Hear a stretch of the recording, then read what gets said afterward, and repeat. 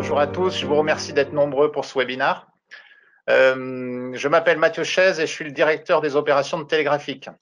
Je vous propose d'abord de suivre la présentation sur votre écran et seulement à la fin, vous pourrez poser vos questions. Pour ceux qui ne nous connaissent pas, Télégraphique a développé une plateforme d'analyse intelligente de données. Tout type de capteurs sont supportés. Nous apportons des services connectés de Smart Care. Notre mission, permettre aux personnes fragiles de rester le plus longtemps possible autonomes, à domicile, en résidence senior ou même en EHPAD. Notre gamme de produits, distribuée par nos partenaires, couvre ces trois domaines. Notre solution autonomie EDAO EHPAD détecte les situations à risque la nuit dans les chambres des résidents et alerte les personnels soignants sur leur téléphone de service. Nos solutions autonomie domicile et résidence permettent de veiller à distance sur une personne fragile, très simplement via son smartphone ou son ordinateur. En cas de problème, comme une chute ou un malaise, une alerte est automatiquement envoyée vers un de nos 10 partenaires téléopérateurs. Nos solutions autonomie détectent également des dégradations lentes et plus soudaines dans l'état de santé des personnes. Ça contribue à prévenir la fragilisation des personnes et la perte d'autonomie. C'est ce que je vous propose d'approfondir aujourd'hui, comment l'intelligence artificielle aide à détecter et à agir en prévention de la perte d'autonomie et comment nous avons travaillé ce sujet dans le cadre du projet 3 Pégase aux côtés des équipes du Gérontopole de Toulouse. Le projet 3 Pégase a vu le jour dans le cadre de l'appel à projet EasyNov du Conseil régional Midi-Pyrénées et a été lancé opérationnellement en 2016 et s'est clôturé fin 2018. Le contexte actuel et l'horizon présentent des enjeux forts. Vieillissement des populations, accroissement du nombre de personnes en perte d'autonomie, pérennité du financement préoccupante. Il est incontournable de renforcer notre système de prévention et le suivi des personnes âgées fragiles. Pour y contribuer, 3 Pégase a ciblé 5 objectifs ambitieux. Développement de nouveaux algorithmes prédictifs, réunir les technologies sur une plateforme intégrée, opérer une chaîne de services bout en bout, du domicile au plateau d'assistance. Cela dans le cadre d'une étude clinique pilote pour préparer ultérieurement un déploiement et une étude clinique de plus grande envergure.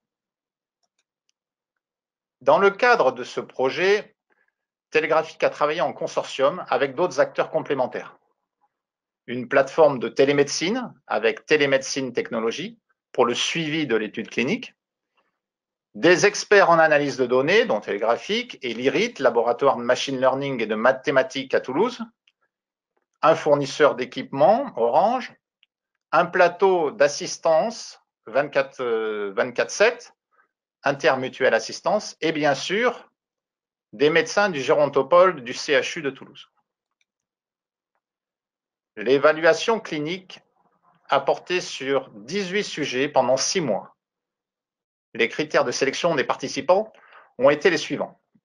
Des personnes de 70 ans ou plus, ayant signé le contrat de consentement, vivant seules chez elles, fragiles selon les critères de Fried. C'est un système qui permet de détecter la fragilité d'une personne selon 5 composantes physiques et physiologiques. Les personnes ayant des troubles cognitifs importants ou ne bénéficiant d'aucun passage quotidien de la part de professionnels ou de proches n'ont pas pu être sélectionnées pour participer au projet.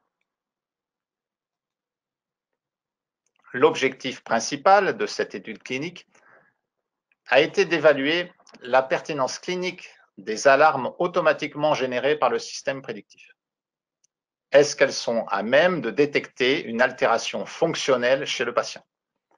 Cette étude a également été l'occasion d'évaluer la capacité du système à détecter de manière préventive une fragilisation dans l'activité du patient, que ce soit dans son autonomie fonctionnelle ou cognitive. Dans la première phase du projet, les médecins se sont attachés à décrire ce qu'est la perte d'autonomie, les comportements, les signes.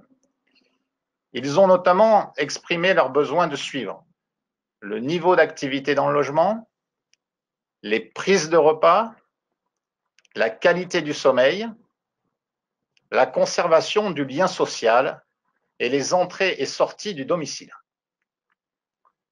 Nous allons alors identifier les capteurs les plus adaptés pour capter des données en lien avec la perte d'autonomie et les situations à risque. L'objectif était d'être le moins intrusif possible en n'installant que des capteurs ambiants. On a écarté des caméras. Nous avons installé un boîtier passerelle permettant de transmettre les données des capteurs installés dans le domicile. 4 capteurs de mouvement, un capteur sur la porte du réfrigérateur, un détecteur d'ouverture-fermeture de porte sur la porte d'entrée du logement et un bouton d'alarme sous forme de bracelet ou de collier. Dans cet exemple de plan de logement, vous pouvez découvrir où concrètement sont installés les capteurs. Nous en installons un dans chaque zone de vie, la zone repas. La zone de vie, c'est la pièce où la personne passe la majorité de son temps. La zone de nuit et la zone de passage. L'installation est réalisée par un professionnel, ici ATS Électronique. Voici l'architecture de la plateforme. Ce qui rend unique cette plateforme, c'est qu'elle est intégrée, sécurisée et disponible. Les flux de données s'échangent entre tous les acteurs. Dans le cadre du projet, 10 à 12 000 mesures ont été collectées par jour. Le centre d'appel médicalisé est composé de 25 techniciens d'assistance, formés à répondre à un public fragilisé. Ils ont reçu 21 alarmes SOS, 2 interventions de pompiers ont eu lieu et 6 alertes d'anomalies d'activité ont été détectées.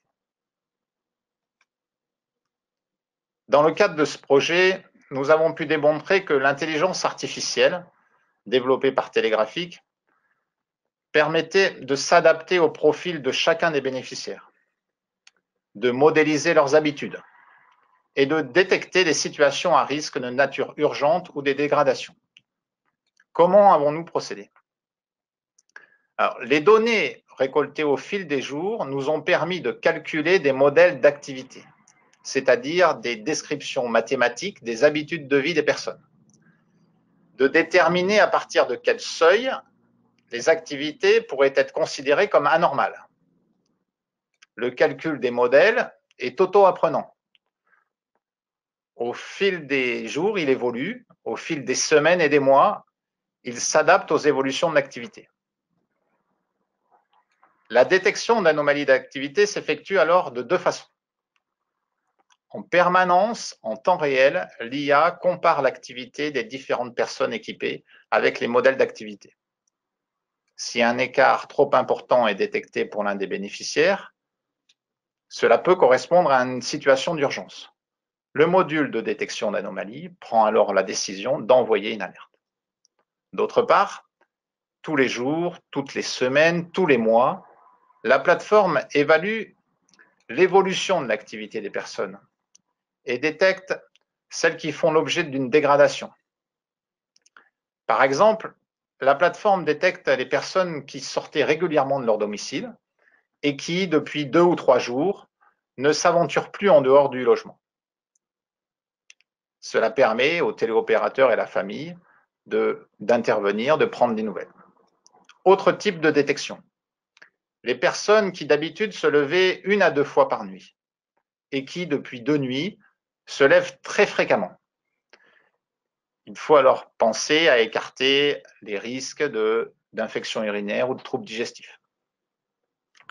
Les personnes qui changent de rythme de vie, se désynchronisent, se mettent à sauter des repas. Là, la décision peut amener la mise en place d'une aide au lever et ce qui pourra permettre d'éviter une dénutrition ou une déshydratation, qui est une des sources des chutes.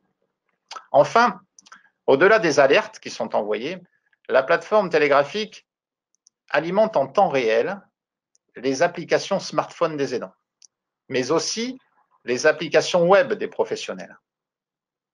Dans le cadre du projet, les informations issues des analyses de données ont été injectées dans le logiciel de télémédecine, permettant ainsi de centraliser l'ensemble des données patients à un seul endroit pour un suivi de qualité coordonné entre les différents types d'intervenants. Le projet 3 Pégase a été pour Télégraphique un succès, puisqu'il a pu montrer la possibilité de réellement proposer une plateforme coordonnée et intégrée de suivi des patients fragiles à leur domicile. La mise en œuvre dans le courant du projet a montré la capacité des acteurs à maîtriser les enjeux techniques et opérationnels. L'interfaçage entre le suivi à base de capteurs et le dossier patient, le suivi distant des patients par le plateau médicalisé et également le suivi de l'évolution de la fragilité des patients et l'évolution des données issues des capteurs. Les résultats obtenus permettent aujourd'hui d'envisager une étude clinique de plus grande envergure. Plus globalement, les algorithmes à l'œuvre dans 3 Pégase sont également à l'œuvre au sein des solutions autonomie EHPAD et autonomie domicile et résidence, et nous permettent de proposer aux professionnels des analyses de données au service de la prévention et du maintien de l'autonomie des personnes.